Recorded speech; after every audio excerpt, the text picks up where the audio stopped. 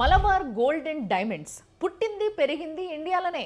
కానీ ఇండియాని విద్రోహ శక్తిలాగా భావించే ఇన్ఫ్లుయెన్సర్లతోనే ప్రమోషన్ చేయించుకుంటారు అన్నట్టు. ఈమె పేరు అలిష్బా Khalid.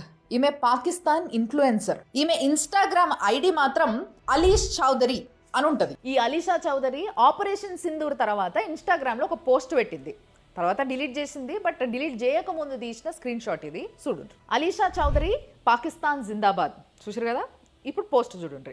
I know 60% of my followers are from India and to be honest, I don't care anymore. ఇంకా చూడండి. I don't care about followers, I care about my country, my people and stand on a right side of history. To the influencers staying silent just to protect their Indian following, shame on you. My loyalty will always be with my homeland. Pakistan Zindabad. ఇదే కాదు, కింద చూడండి ఇప్పుడు.